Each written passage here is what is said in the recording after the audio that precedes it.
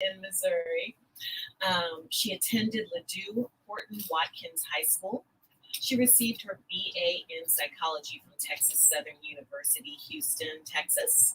And she is a U.S. Air Force veteran, Jefferson Barracks. And she did 2 hurricane duty tours. Wow. Hurricane Katrina and Hurricane Rita. My goodness. She is married with 5 kids. They are 27 is her bonus son, 21-year-old son, a 19-year-old daughter, an 11-year-old son, and a 4-year-old daughter. Wow. Woo! The heroes, okay? She enjoys sports and traveling, and she started her own travel company, Go Travel for You.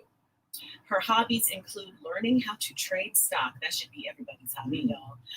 Investing in real estate and enjoying life. That's the best hobby of all. She worked as a paraeducator, upward bound counselor, instructor level 2, SDC mental health teacher, STIP sub, a K through 12 substitute, and she's currently an RSP teacher. This woman has done it all when it comes to education. And thank you for your service. And welcome to the show, Miss Dee. Welcome. Thank you. I really appreciate this opportunity. Yes. How you feeling today, Miss Dee? Talk to us. I'm feeling pretty good. Just think about the state of education, where it's going, especially in my background with special ed, and I really want our young kids of color to understand that there is a way out to navigate through the system. Absolutely. And when you say navigate through the system, can you go a little more in depth with that? Yes. So just a quick background. So special ed has always been one of my go-tos. My aunt was a speech and language teacher in St. Louis public schools.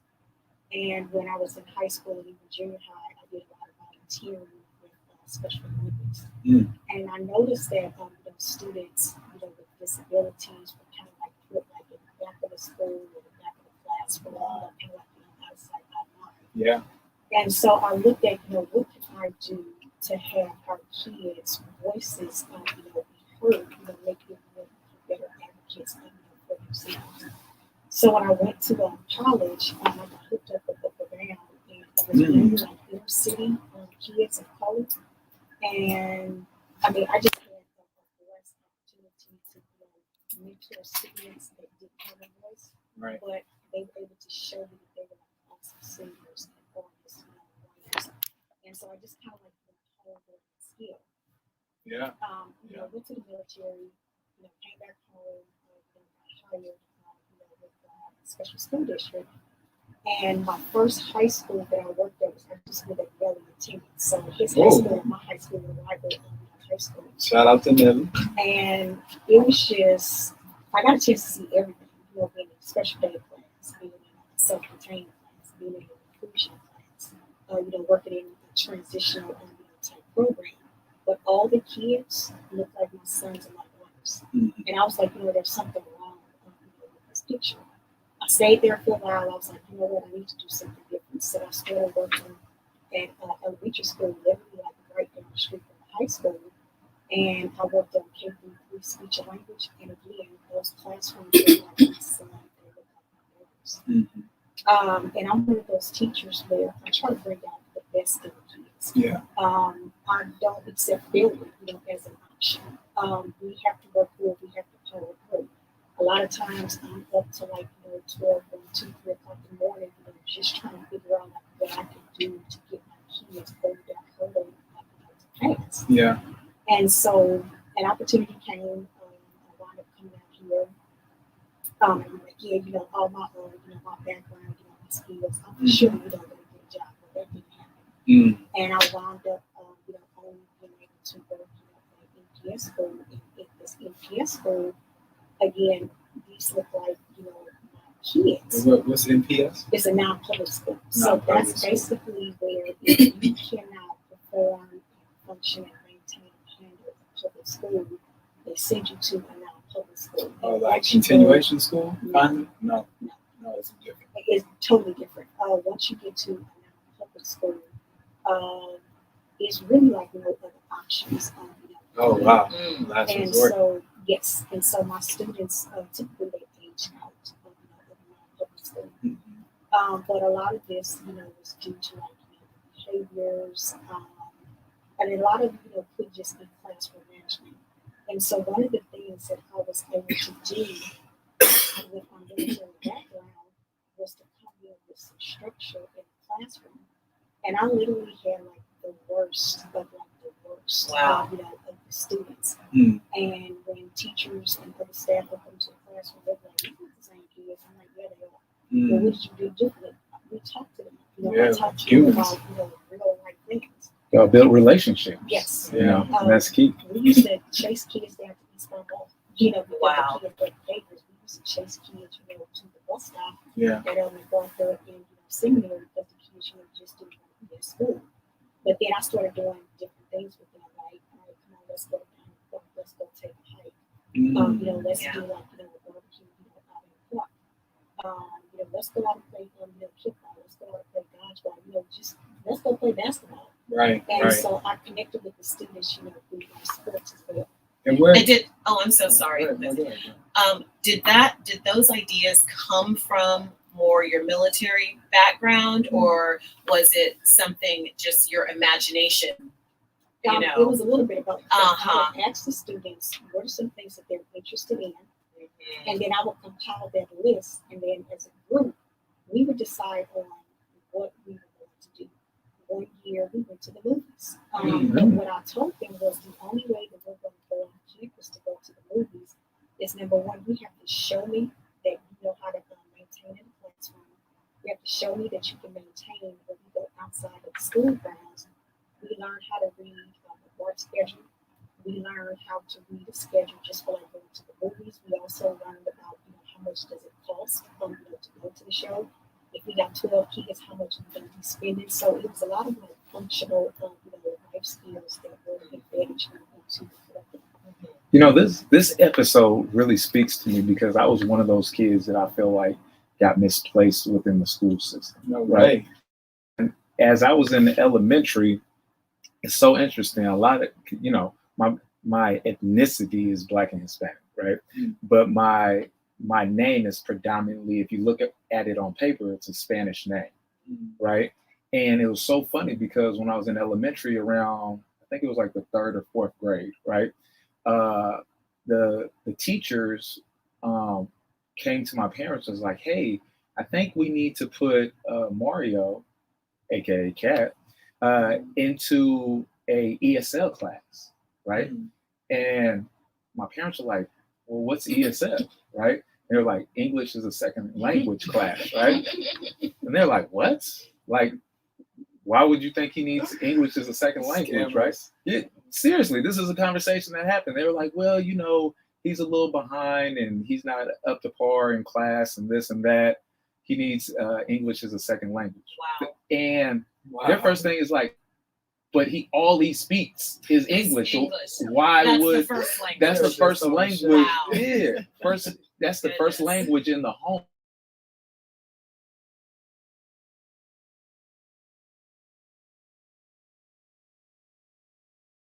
Kid that we probably can get extra funding or whatever from, because as I was growing up, parents want to get you into better school systems, right?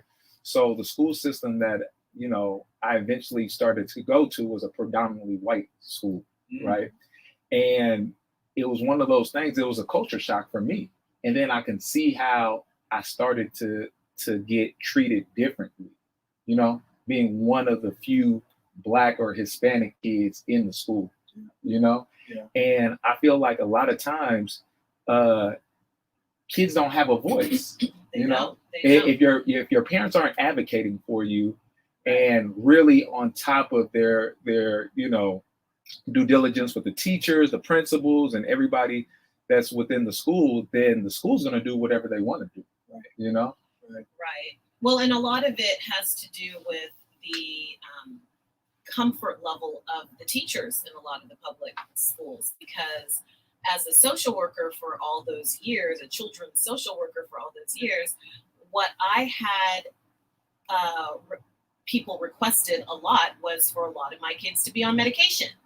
And that is so it's easier for the teacher to teach if the kid is very sedated. It's easy, and even if the kid is raising their hand too much or messing around talking or something, which a lot of kids do, what I found is that the kids who were in the foster care system were the ones that were medicated the most because they didn't have parents to fight so hard against that. I fought against it as a social worker.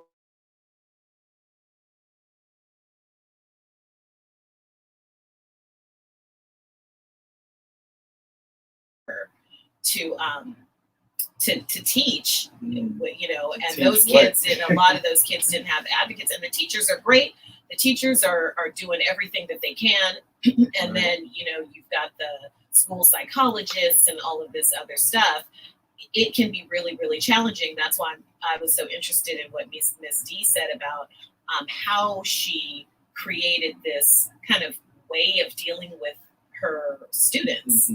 That was outside of the box, and oftentimes that's what works. Yeah, Ms. D, let me ask you, right? Because I feel like it's apparent there's incentive there for the schools to put more students into these, ESL and I guess what we call special ed classes. But what do those incentives look like specifically on a district level?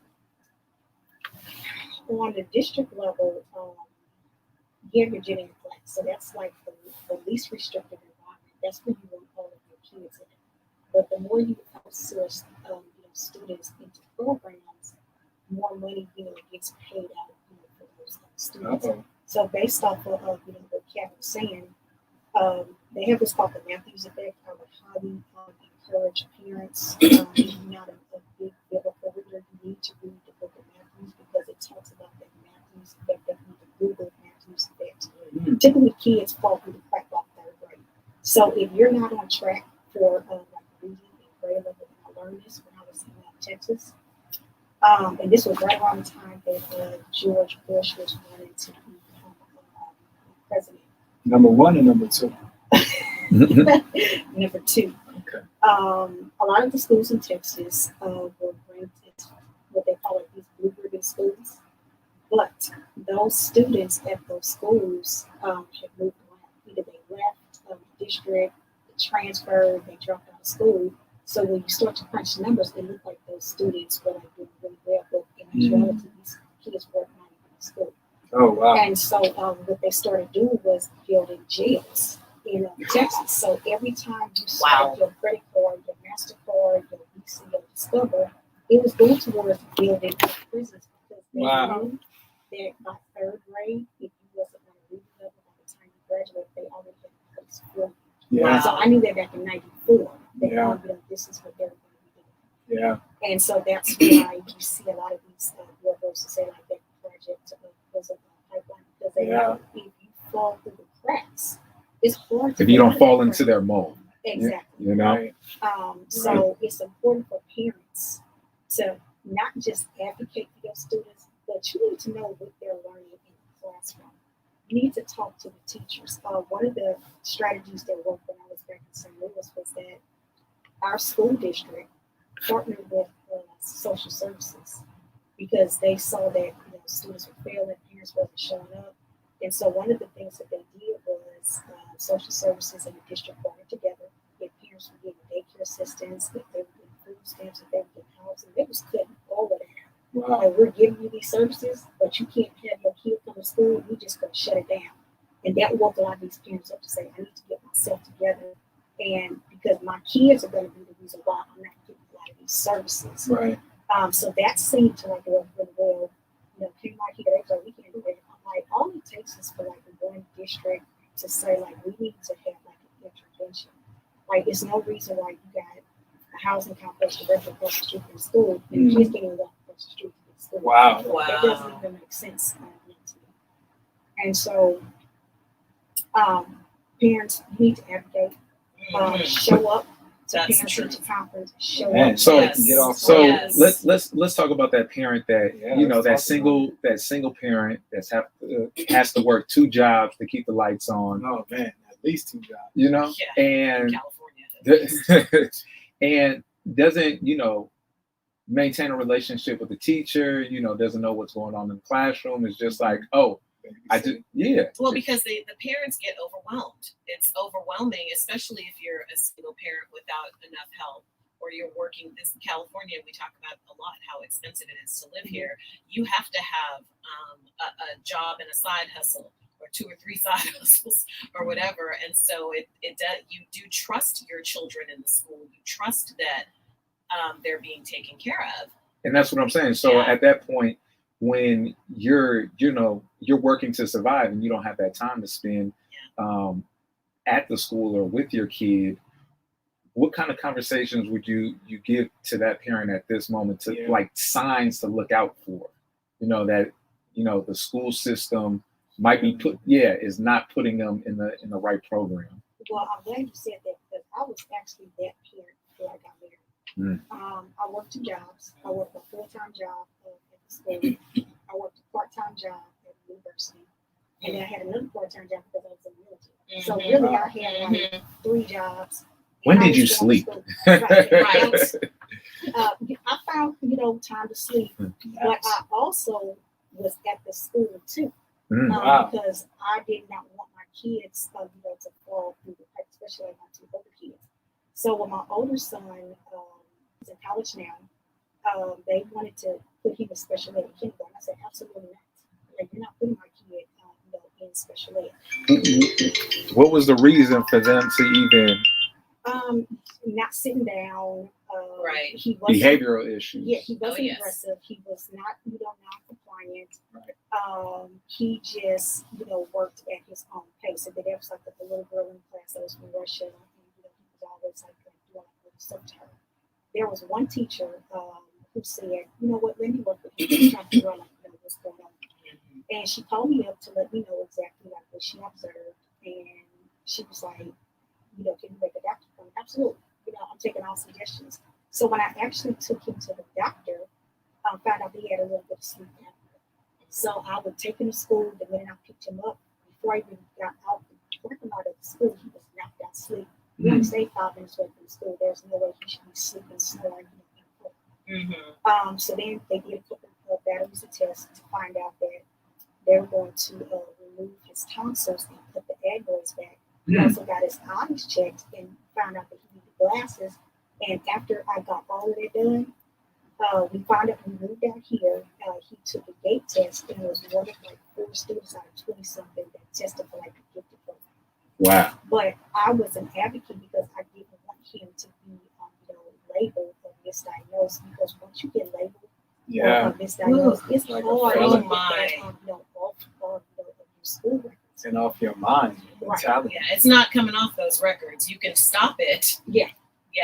Yeah, it starts young. And let me ask you this, because I feel like all of our listeners, and of course us, we're at least vaguely familiar with the issues, but what do you see as the solutions? Like, is that the only solution for the parents to get involved, or is there something that can happen on a different level, maybe the school district, with the principals, with the teachers? Like, what are some potential solutions to this problem? It takes a community. So it's not always the parents. It's not always the school districts. It has to be collective. So if a teacher calls, I don't care if your kid is the baddest one in the classroom. If a teacher calls, start the conversation off with, hey, Miss So-and-so, Mr. So-and-so, I just wanted to let you know how your kid's summer day is going. And then you can get into, this is what I've noticed, can you tell me if you see some of those same things at home? A lot of times parents shut down because they hear the negatives before they hear the positive. We got to turn that negative into a positive, and we got to know how to talk to our kids, especially the kids of color. Right. When you look at some of these classrooms and you look at the teachers, they don't look like this. And I'm not saying that those teachers going out there, but you can definitely go to some of these HBCUs and you can recruit a lot of teachers of color. Wow. So it's just setting, relationships, and also having like boundaries. What does it look like when you want your kids to walk into the classrooms? They just fly in like Superman, or should they just come in? So one of the things that I do is I do mindfulness before I even start the class. I turn on some chill hip hop jazz. I set my timer. I tell the kids exactly what we're going to do. I'm telling them, okay, we got 4 minutes. The timer goes on. I'm going to take attendance. Okay, you guys got 3 minutes. But you cannot get up, you cannot walk around the classroom, you shouldn't be talking to anybody, you shouldn't be doing anything but just listening and being present and being in the moment. When that timer goes off, you take attendance and then you go into whatever the lesson is going to be Right. for the day. But it's a routine. It's the same thing every single day. Well- You know exactly what to do. Well, going through your program, being a teacher, was that something you were taught, or was that Right. just a skill set Right. that you had for yourself? Or did you just care a lot? Both. So in Missouri, their teaching program teaches a cross-categorical special ed. Every category of special ed. When I got out here and I got into the program at Sac State, it wasn't cross-categorical special ed. It was either you were mild moderate or you were moderate to severe. But because I had worked as a paraeducator for 6 years in all the areas of special ed, I knew how to navigate within the program and to navigate within the different type of classrooms. And then plus being in the military, it's a routine. You're going to do this at this time, and if you don't do this, then this is what's going to happen. Yeah. Plus, I relate a lot of real world consequences. So, for example, if a kid doesn't want to do the work, I'm like, okay, that's fine, but you know that when you get older, you cannot just fly through adulthood. There's going to be consequences attached to your actions. Yeah. And so I had a kid, when I first met him, I believe he was 13 when I was at a public school. And he had been there since he was 9. And I'm like, dude, you 13, like, well, I don't understand, like, why are you still here? But after I worked with him for about a year or 2 years, not only did he learn how to read, but he could fill out a job application. Wow. He knew how to ride the BART. He even got a job working at Forever 21 in Stone Ridge Mall. Wow. This Wow. is a kid they didn't think was going to be able to amount to absolutely nothing. And I Yeah. worked with him and got him to that point. Yeah. It's that individualized attention, I think, that a lot of kids need. And it is hard. Again, the instructors are so overwhelmed. My mom was she's a retired high school teacher. And I've spent, as a social worker, I've spent a lot of time with the teachers. And it is a very challenging job with so many different personalities. And then they're also encumbered by a lot of tight kind of rules and constraints about what you can do, what you can't do, what you can say to the kids, what you can't say to the kids, what you can't do with the kids. And so it's really interesting to me that you brought in some mindfulness, because that's one of the things I did when I was working with as a counselor for kids with PTSD, is I brought in kind of a mindfulness-based program. And we just don't have enough of that thinking outside of the box, because not every thing that we're taught in school is going to work for every child. Right. The kids are all so different. Yeah, and I was going to bring that up as well, because they feel like it's a cookie cutter system that, all kids are going to fall into how to sit there and just be quiet and pay attention. And some teachers, like you said, have to find other ways to get these kids engaged, because if they're not engaged, they're going to be all over the place. And that's not the kids' fault because they don't fall into this cookie cutter system. I think it should be, kids should be evaluated on their behaviors and how they learn, and get assigned a teacher that kind of specializes in that. Yeah. You get what I'm saying? In a perfect world. Yeah, but in a sense of saying every kid's going to be able to learn the same way, like I'm more of a hands-on kid. So you're that kinesthetic learner. Yeah. Somebody else might be a visual. Exactly. Yeah. And somebody else might be auditory. Yeah, and it's so interesting. Like, as an entrepreneur who trains others how to be better entrepreneurs, one thing that I've seen is that a lot of things start in the school, right? A lot of things in terms of how people are funneled towards either the prison or being an employee, right? Like, there aren't really opportunities to learn what you really enjoy and what you really want to do, because everybody's funneled through the same system. We can see this is not working for most people, right? And I want to ask you this, Ms. D, just to shift gears a little bit. So there are a lot of things that you do outside of just helping the youth, right? Yes. And how do these things impact each other, right? Like, what is your core belief or your core passion that feeds into all these other aspects of your life that make you who you are? For me, I think it's advocacy. You have to be able to navigate and advocate in this world. If you can't communicate entrepreneurs or your teachers, how are you going to advocate and communicate, to get a job? If you're that person, that's always, getting into like physical educations, how are you going to be able to maintain and keep a job, when you get out to the community? Like, are you going to just, curse somebody out for they didn't do what you're supposed to be doing? Like, I went to Costco yesterday, and 3 of the employees were sitting there just like literally cursing while, customers are like going back and forth. Oh, wow. What? So I'm like, wow, at Costco, like, so Wow. this is what we They doing need now? Miss D. So Wow. I'm looking Wow. around like you cannot be serious.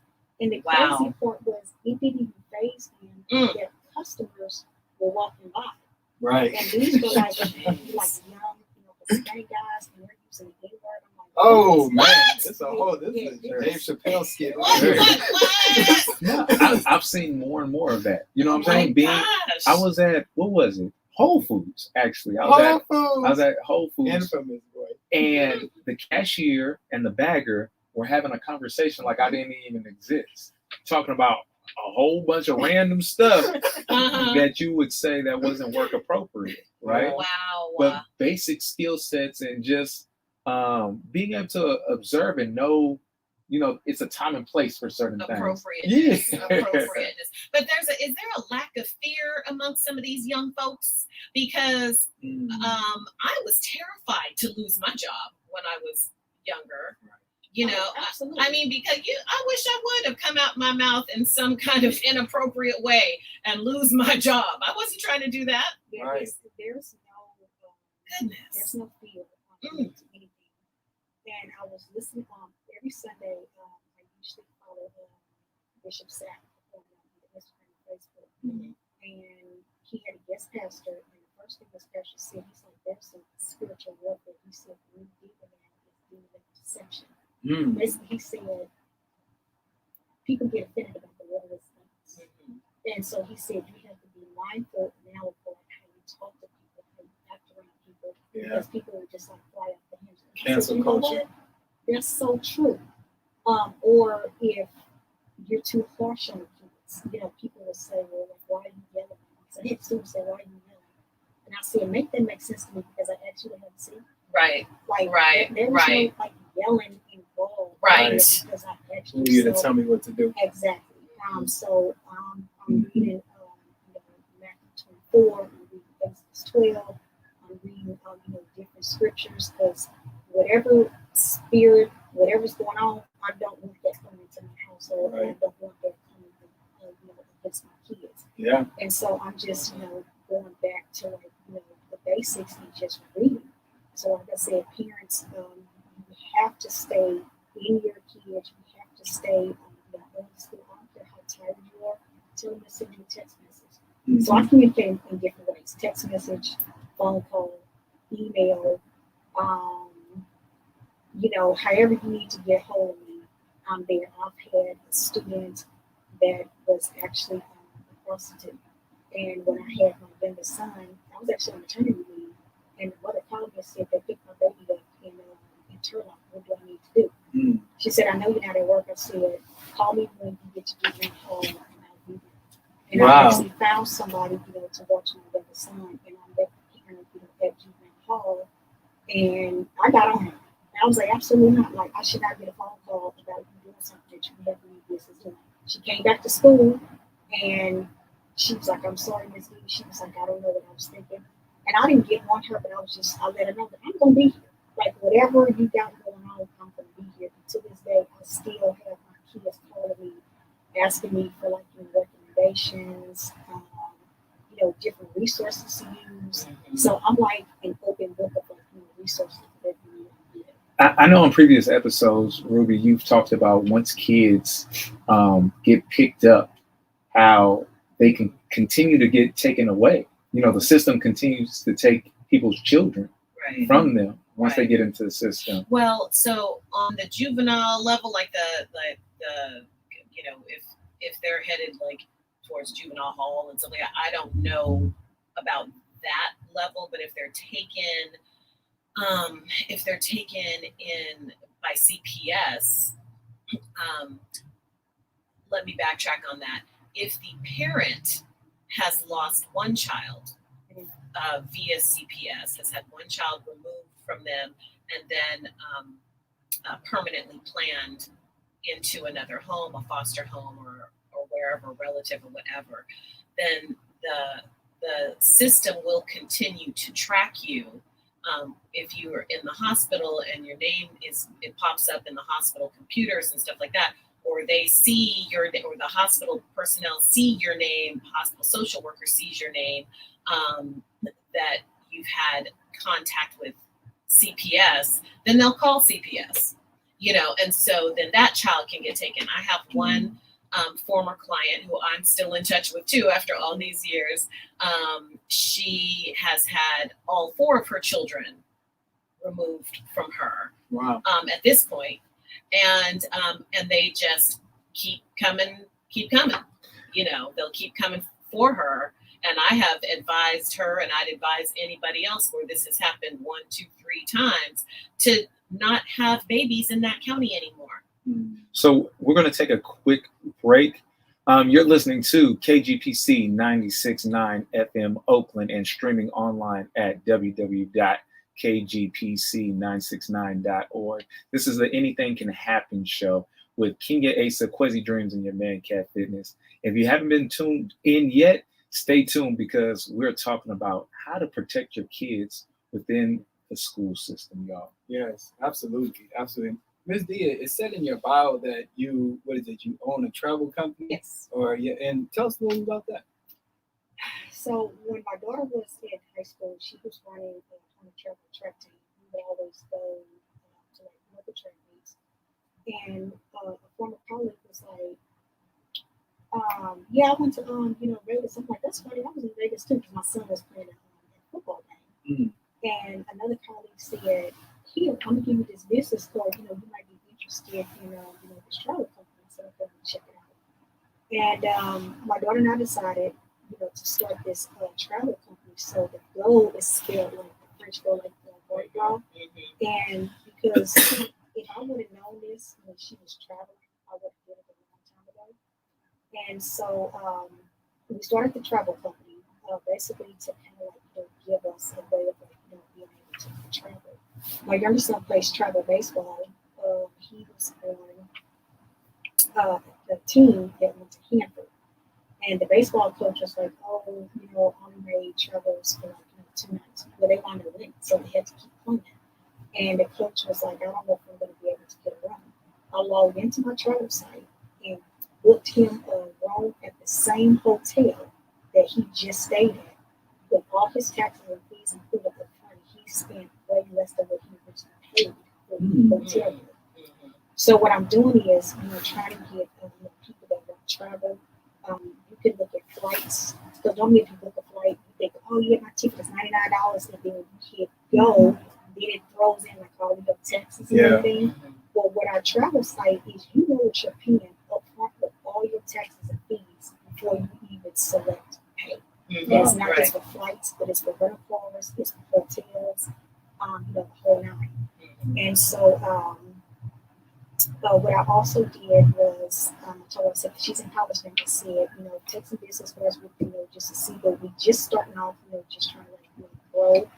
There's no fees to join. It's just we're asking people to log in as a guest. If you like what you can book, we don't even make money off of this. It's just a way for people to be able to travel on a budget. Interesting. And you're saying that. So is the main intention just to help people who want to travel on a budget? Yes. Like that. Oh wow. So how important do you feel like it's for people in inner city communities to get out of their community and see more of the world? That's another good question. When I worked at MPS school, I asked my kids if they ever traveled before, and they were like, "We don't believe Oakland." And so I was like, "How?" I'm like, "Well, San Francisco is right across the bridge." They said, "We never went."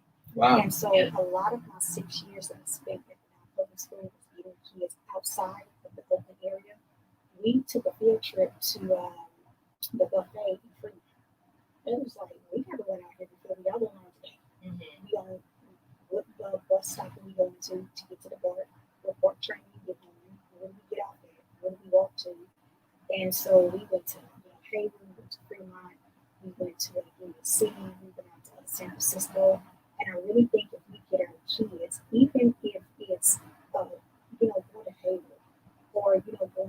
San Jose, they need to know that there's other things outside of Oakland. Absolutely. And so, like with my younger son, when my daughter was running track, he went to Oregon. He literally thought Oregon was in California. Like, no. Wow. And so now that he plays travel ball, he knows that there are other things, outside of California. He's going to Chicago. He's going to Detroit. He's going to Hampton. He's going to LA. Next year, the team is going to New York. And my oldest son is graduating from the Lord University with a degree in universal studies, and then he's going to finish up and get his degree in community criminal justice. So he's going to go to Texas and travel to different cities where he's there for 2 weeks. So I'm trying to get them acclimated and accustomed to the world outside of California, but also to know there are other things that happen. It's really so different too when you, because I travel quite a bit, and I just came back from, I think I went to 7 countries in Europe with my husband, my child, and my goddaughter. My goddaughter who had never been outside of California, and my son who has traveled quite a bit but never to Europe. And what I think when it comes to our children here in our community, one thing that I like to think of, think of yourself as a global citizen as well. You are not trapped by, when it's like somebody like you that is putting it in the financial possibility for people, because people are always thinking, ooh, I can't do that because there's no way I could get a ticket or whatever. And you can buy some tickets for $200-$300, which still seems overwhelming to a lot of people when you can hardly think about getting groceries on the table. Right. But it is attainable if it is a goal. And I think it's really important that work that you're doing, teaching them to first get outside of Oakland, and then get outside of California, and then maybe get outside of this country. Because it's important to know what's going on other places and how different it can be, how you're treated in other countries, how just other cultures. Shoot, how you're treated in other states, sure, let alone other Sure. countries. Yeah. Absolutely. And Yeah. let me ask you this, Dee. Speaking of travel, what brought you to California? Yeah. So back in 2004, I'm an Eastern Star. So one of my Eastern Star sisters called me. She said, You said "Hey, Eastern sis." Star? Yes, daughter of the Eastern Star. It's funny, They my are the grandmother was an sisters Eastern Star. to the other What is races. Everybody knows what this is? It's a secret society. It's a secret society. We look out for each other. We do a lot of Okay. community service. And so she called me up. She said, "Sis, well, we got to go to my class." And I'm like, "I'm on it." So, jumped in my car. I was in St. Louis at the time. Drove down to Baton Rouge. And, Shout out Baton Rouge. Yes. And she My has, cousin went to Southern out there. They're part of the SWAT. She had a couple of friends. She has family. At the time, her mother was living here. So she had 2 people that traveled to Houston, and she picked them up in the airport, and then they drove down to New Orleans. And so she said, "Hey," she said, I got somebody can you ride in the coach?" I'm like, "Sure." So at the time, I pulled over, and this guy gets in at the time, and I'm looking at him like, "All right, whatever, come on, let's go get to New Orleans." And so, and I didn't know him, he didn't know me, but we just hit it off. And so he was like, "Okay, we got to go out." And it was so funny because when we had went, it was like $1 to get in. So he's like paying for everybody to get in. Baller. And it was super funny. So she was like, "Dee," she was like, "I think you like him." I'm like, "Girl, please, I'm going to go back to St. Louis." But we continued to talk. And so we did this long distance thing for 2 years. And then he was just like, "I want you to come out here." I'm like, "Man, it's too expensive. I ain't going to California." Mess around and be stuck somewhere. And he was like, "No." He was like, "I really think that you'll be able to find a job." And so this was like April. So by July, I said, I just stepped out on faith. Right. I packed up everything I could of my 94 Honda Accord, and I drove out here. And it's not all about looks, Gracie. so, Sure. That's another episode. That's a whole other episode. Gracie's like, well. So literally within the first 30 days, I found a job. Nice. And was at that job for about 6 years. Wow. So in that time, not only we started a family, but you know, I support him in whatever he does. He supports me, you know, whatever I do. And so now we're just trying to like make power moves, you know, invested in crypto, you know, travel business, whatever we can do, because at the end of the day, when we leave this world, we want to make sure our kids and kids' kids have something that they can grow and benefit from the products, and not just living out here with absolutely Generational wealth, financial freedom. That's yes. powerful. That's powerful. And speak to us a little bit about you. So you mentioned that one of your hobbies is, what is it, day trading or investing? Like, how would you describe it? So I learned when the pandemic hit and the school shut down, I was like, I got to figure this out. Because I always was under the impression that, you know, because I'm teaching, well, I'm never not going to have a job. Right. It never dawned on me A lot of people think that Yeah. the school system was just shut down. So in that time, I took as many professional development classes that I could take, you know, to get better. I took like 5 courses through Capella University, passed all 5 courses. Then I started learning day trading, and then I started learning about you know, real estate. So out of this pandemic, I met 9 wonderful young women. One of them just moved to New York. We actually started a real estate company, so we get everything off the ground, look for ultra rare. We are looking at you know, buying and developing real estate, and this was all based on this investment group that I joined, the multi-family generation. I bought into some property into New Orleans, and they are revitalizing an entire block around Southern University. And so what they're doing is we're going in and revitalizing this whole block area, and we're turning it around to the people of color coming back into the community. So my vision, especially in the Bay Area, we got way too many empty lots around here. I want to take some of these lots and revitalize them and build them back up again to start bringing people of color back into these neighborhoods. Where I currently live at, there's like 2 empty lots. There's nothing there. Nothing has ever been there since I bought my house. Wow. And I'm visualizing building rental. You know, I'm not trying to make money off of it, but we got too many people out here that are on the streets. Why can't we build these you know, apartments?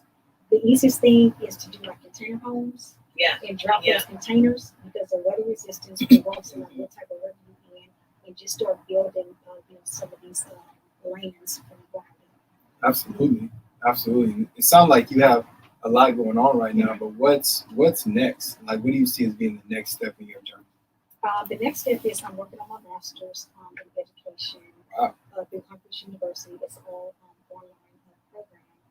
And then once, you know, I finish up with the master's, I'm still, you know, dabbling in crypto, still dabbling into real estate.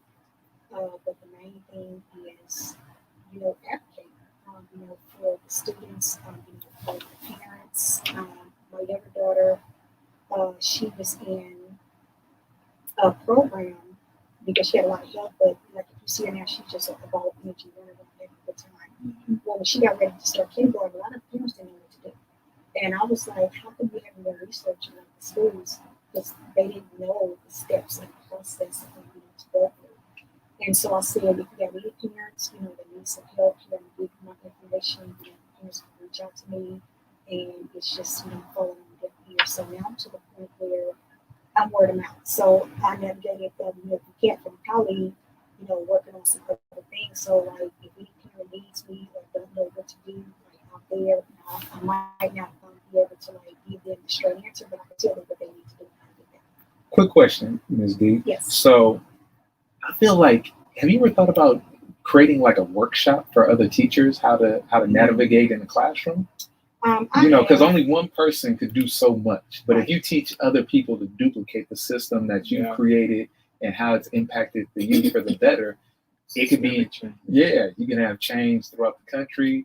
And, you know, I feel like everything that you've told us today is so valuable, and so many, you know, teachers that are just starting off would need a workshop or a program like yours, because it's so well-rounded. You know, it feels like you can touch so many different people from so many different levels. And I'm just throwing that out there, you know, just from the conversation that we had today. You're like about the second of the person. That's confirmation right there. Yeah. Y'all heard it here first on the Anything That Can was, Happen show. told you that. And I went through training yesterday, and while I'm in the training, I just started brainstorming. And it was so funny because the teacher that I had in mind, she said, Ms. D, she said, I was actually thinking the same exact thing. Let's put some stuff together. Yeah. And so that's what I'm going to be working on to kind of like help the classroom run a little bit more smoothly. Because the thing that kind of irritated me was I was in the class, and one of the students literally was like, I can't stand my mom. She was like, I'm about to look at me. I said, Dude. You said that out loud? So I looked, yes. I mean, this is like the whole conversation. So I looked at my colleague. I said, is she serious? Like, is she really in here talking about how she going to whoop her mom? Wow. And the kids around her didn't know how to respond to it. And so she just continued the conversation. But how old was this young lady? 10th grade. Wow.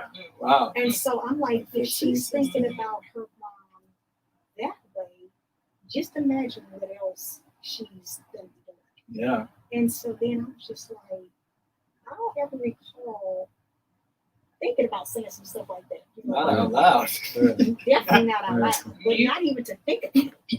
And so the next time she was like, yeah, she was like, I just want to slap her in her mouth. I'm like, what? Oh. So I'm just like, Mike Tyson.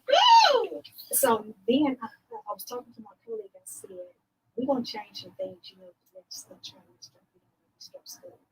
And she was like, okay, she said, we're going to try it.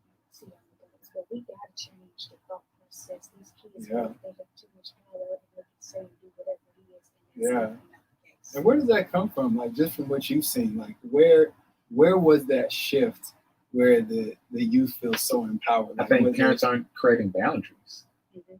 with their kids. You know what I'm saying? Well, and there's also trauma. Mhm. Yeah.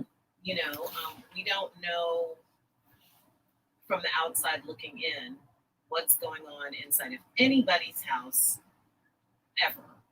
It's just like domestic violence. You can see people walking down the street with a big smile on their face, and underneath that woman's makeup is a big old bruise. It's exactly the same with trauma in the home for kids. You don't really know what's going on. You don't know what they're going through, what kind of relationship they actually have with their parents, and what kind of involvement that the parents have, or if the parents are even seeing this child as somebody that's got a great deal of issues, because oftentimes, you know how mental health is not often addressed Yes. in our community. It's pushed under the rug, and we're supposed to just suck it up and move on because that's what our ancestors did. We got a quick question from one of our viewers. Johnny Blaze is asking, do you know any great resources for homeschooling kids? There are a lot of like online programs. A couple that I've used is Glass Kids. There's also direct instruction is a definitely good tool to use because it's scripted lessons, and each lesson builds off of the next lesson. So there's direct instruction for writing, there's direct instruction for reading, there's direct instruction for spelling, there's corrective mathematics that goes all the way up to percents, fractions, and ratios.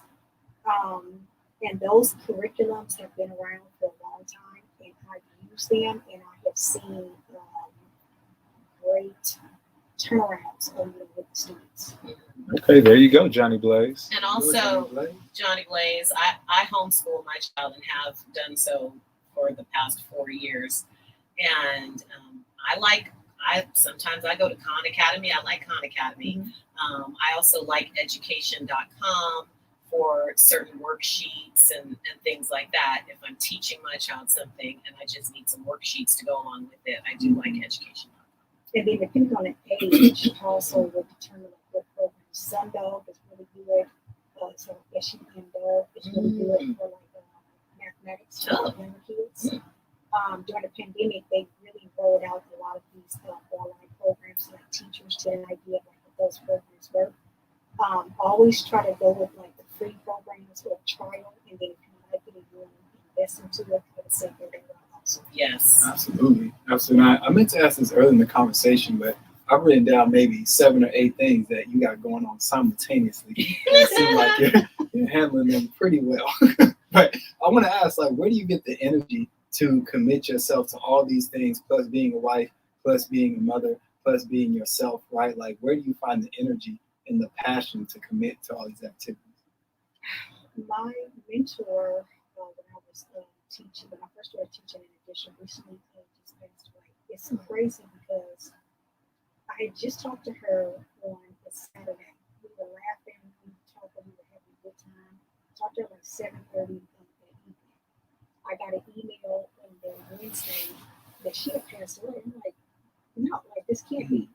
But I saw how what she did for the kids, above, and I've been kind of like channeling like her energy a little bit. Like I was always doing things, but she was like, no, this you need to do some more. This you need to do it. You need to do this. You need to do that. And so I wound up joining the National Sorority of the Phi Delta Kappa, which is a bunch of educators in sorority. Wow. And with them, we've been putting the boots to the ground where we do a shoe drive and sock donation and working with young kids of color that want to go into teaching. So I started doing that, because of her. And now that she's not here, when I see something or I hear something like, what she did, I need to be doing what she was doing. So then I got a phone call from one of the teams that I'm sent plays for, and the coach was like, well, this is what I'm thinking about doing. And I immediately just started rattling on a bunch of different things. Before I hung up, he said, you want to be on the board? No. And I couldn't say no, right? Yeah, I said absolutely. So Wow. starting texting and emailing, trying to figure out what I can do. But also on top of that list, I was also the women's track and field coach at an open high one year, and they wound up in 3rd place in the year. Wow. But now that my daughter, is in high school, it's like, okay, I'm gonna watch them, from the side. But now I'm doing track and baseball. So, Do you rest, ma'am? Do you rest? I really need When to does know. she sleep? My What goodness. is rest? Okay, good. So I was going to say, we're getting towards the end of the show. If any of our viewers out there want to get in contact with you for advice or job opportunities or anything like that, where can they reach you at, Ms. D? I have a work cell phone that is attached to my personal cell. The number is 510-660-0290. If I don't respond back, they can send me a text. And then they can also reach me at my cell, at my email, which is the number's 218 and then EIS@gmail. Yeah. Oh, go ahead. Social media? Or Yes is and it no. private? Okay. No, that's fine. You don't have to share it. That's fine. If they call me, they want to get in contact with me, I'll give it to them. Okay, can you just repeat the number again? Yes, 510-660-0290. Yeah. So, man, for those that just tuned in, you have to go back and listen to this episode from the very beginning because there was a I lot of learned great. so much today. Yeah, there's a lot of great information, especially if you want to, make sure that your kid's on the right path within the school system. We have to, as parents, make sure that, we're doing the due diligence of being involved. I think that's the biggest message that we got to take away today, to be involved in your kids' life, not just using the school system as a daycare and dropping them off and thinking that they're going to have, the best for your kids, Thank you, Ms. D, for coming out and sharing all these jewels that you shared with us. Can Kwesi, you let everybody know where they can find us at? Yes. You can find us at ach.show on Instagram. That's at ach.show on Instagram. Also, follow the Heal the Hood page on Facebook. Also, subscribe to the Heal the Hood page on YouTube. And you can also find us online at kgpc969.org/the Anything Can Happen show. Check us out. You'll also find the links to all of our personal pages on ach.show at Instagram. And we will see you next week. Y'all have a great one. Yeah.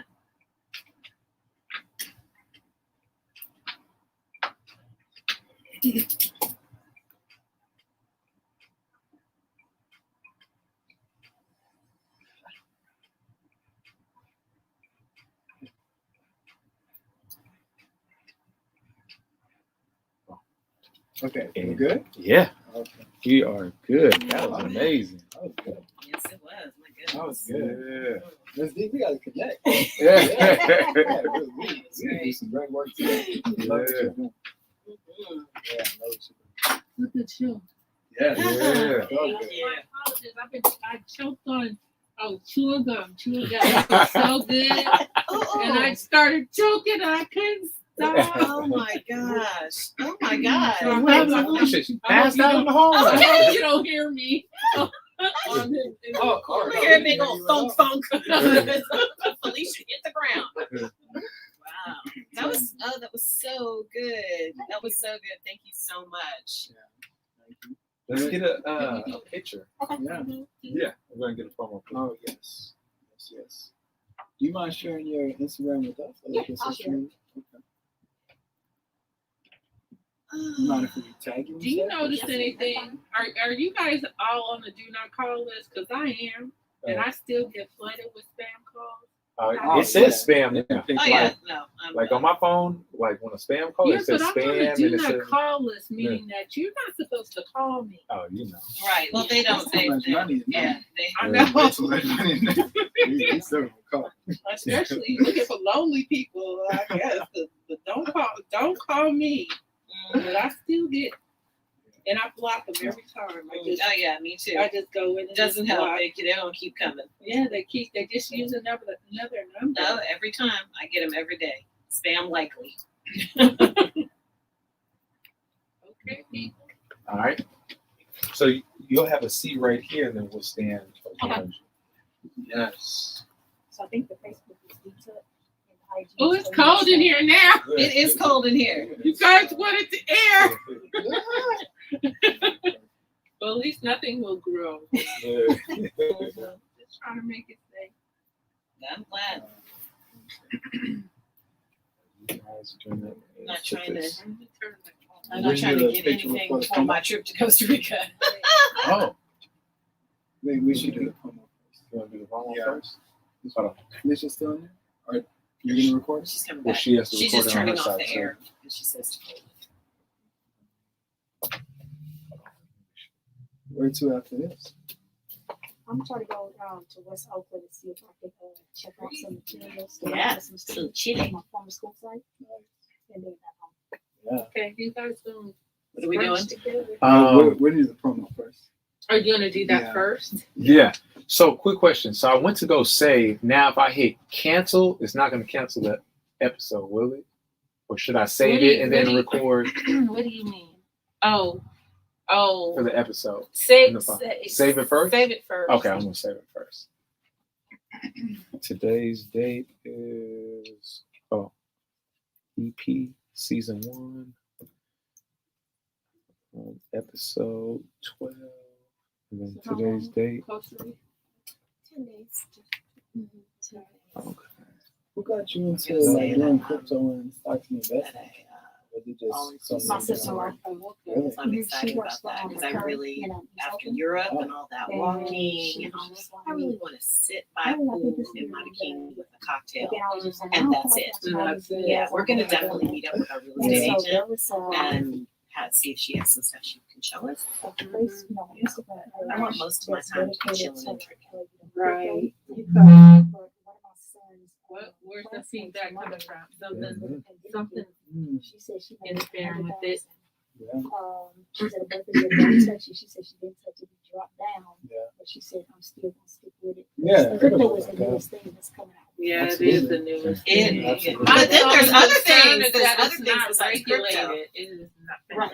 Like, It will be. I'm not worried about that though. No, Really? that's not the, no, Because no. I'm just thinking you put a bunch of money in, make a bunch of money, and then all of a sudden the regulation come and all that money you Make a bunch made of money and is take it. gone. Take it. Go is to- gone. Can you translate it Costa into Rica. regular dollars again? Right. Put the Yeah. name of the pastor off the top of my head, but what he said was if you go to, I think it was, forgot what chapter it was. The New World ended 19 months ago. That New World was what we were living in. The bank shut down, school shut down. He said basically everything shut down because the man upstairs didn't like how everything was going on. So within 19 months, they got all of these youth things that are going on. He said that we need to read, I think, Matthew 24 to learn how to navigate this new world that we're living in. Interesting. Yeah, Okay. there's a major wealth shift Well, that's happening. I don't know. That Financial. reshaping has worked out for me. So I'm okay. Yeah. I'm Yeah. I needed that So just restructure. just real quick, it's called a drop. I don't know if you've ever did one before, but be like, hey, Close it. hey, you tuned into the Anything Can Happen show. This is Miss Dee Tucker, and today's episode, and just tell me today's episode. We're just about to do a drop. Okay. So we'll record that right quick and then we can open it. All right, so you can put your headphones back on real quick. Let's see if Felicia is ready. And you can kind of do a practice one just to. So today's episode, we were talking about education. Yeah. I have to go to the restroom now. Everything's ready? All right, we're going to go in 3, 2, 1, and record. Hey, this is Dee Tucker, and just tuning in if you wanted to hear information about the state of education. Okay, we're going to do that one more time. You're listening to the Anything Can Happen show. Hey, this is. Say join, don't say listen. Oh, join. Okay. So don't say hey, you're joining. Anything Can Happen show. And I'm.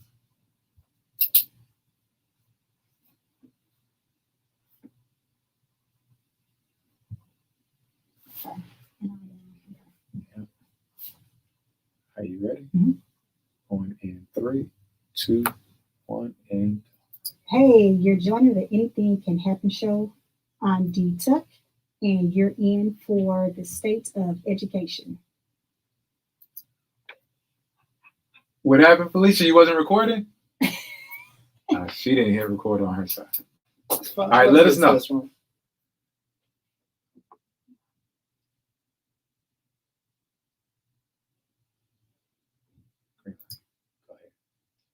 Hey, you're joining the Anything Can Happen show. I'm Dee Tucker, and if you want to know anything about the state of education, this is it. Yeah.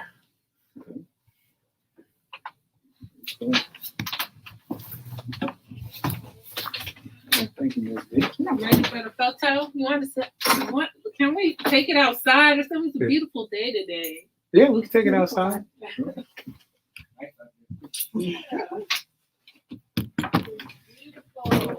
Chuck came to bless us with his presence today. Oh, Chuck Lounge. What's up, brother? What's up? Man, you already know what it is. Ooh. You got the care package? I got the care package, man. I've been running around all morning, dude. Yeah. Thank you, sir. Thank you. Appreciate you, man. Man, I got some more designs coming too, brother. I think you're gonna like it.